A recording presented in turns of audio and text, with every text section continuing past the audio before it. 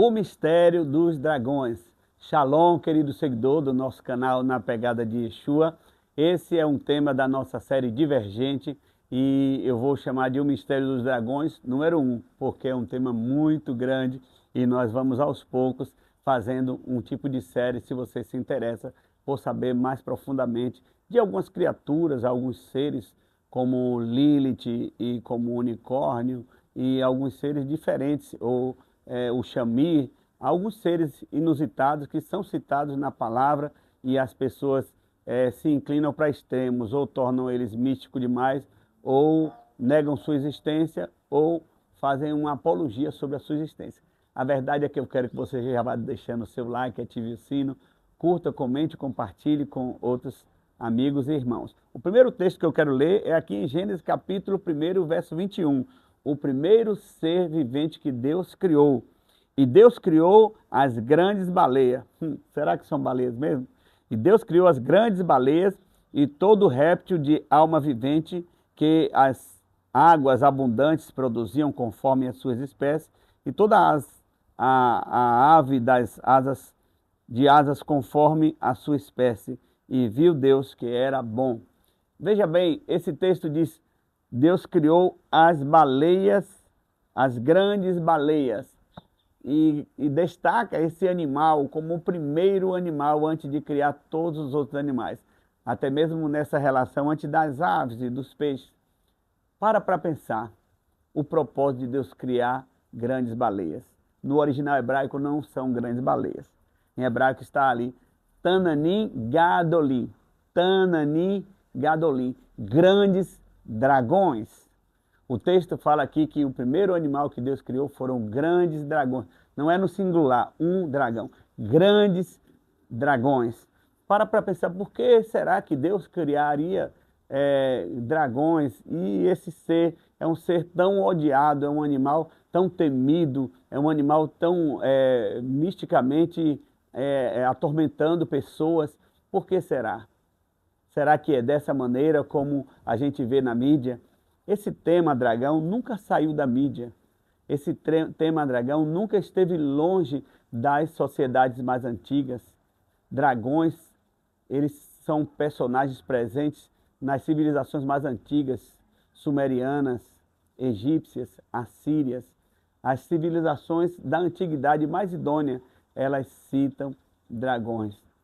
Um texto aqui no Salmo para já desconstruir talvez alguma ideia que você tenha só negativa sobre dragão, diz assim, no Salmo 18, vai narrar o próprio Deus vindo nos salvar como um dragão. Das suas narinas subiu fumaça e fogo devorador, da sua boca e dele saíram brasas ardentes. Baixou ele os céus e desceu e teve sobre os seus pés densa escuridão, e cavalgava um querubim, e voou, sim, levado velozmente nas asas do vento. Das trevas fez um manto em que se ocultou. A escuridade de águas e espessas nuvens dos céus eram o seu pavilhão. Do resplendor que diante dele havia, as densas nuvens se desfizeram em granizo e brasas chamejantes. Trovejou então o Senhor nos céus, o Altíssimo levantou a voz, e houve granizo e brasas de fogo. Não existe um animal que possa parecer mais com um dragão do que essa narrativa aqui. E Davi estava falando sobre Deus, que vem nos proteger e nos guardar. Existe um grande mistério sobre este tema, porque nós vemos sempre nas grandes franquias, nos streams e nas grandes séries, como Game of Thrones, dragões, como um dos temas é a desolação de Smaug, que eles ficam em torno de ouro, muito ouro. A palavra do Senhor vai nos mostrar que nem tudo que aparenta ser mal é mal, e nem tudo que aparenta ser bom é bom. Afinal de contas, o próprio Satanás era chamado de anjo de luz. Mas a palavra também nos fala de um homem chamado Zorobabel, nascido em Babilônia, que nome infeliz, e era um homem de Deus, que cooperou com Neemias na edificação do muro. Então, a gente aprende com velhos ditados e de pessoas que eram tão sábias no passado, nossos avós. Eles diziam, laranja madura na beira da estrada, ou tá bichada, ou tem maribondo do pé. Outros diziam assim, nem tudo que balança cai e nem tudo que reluz é ouro, não é? Agora mesmo, recentemente, houve um grande terremoto em Mianmar, muitos prédios balançaram, mas não caíram, não é? Há de se ter uma flexibilidade e você entender essas nuances, o que está falando na palavra, nas entrelinhas.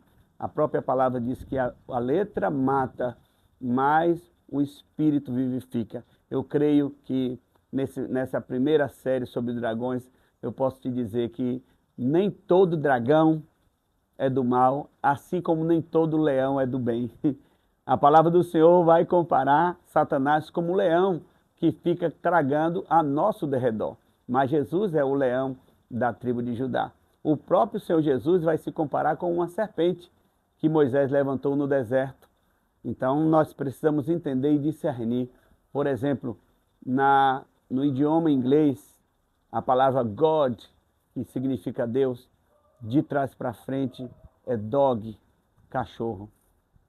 E no nosso idioma português, a palavra amor, que é a palavra talvez mais linda do nosso idioma, de trás para frente é Roma.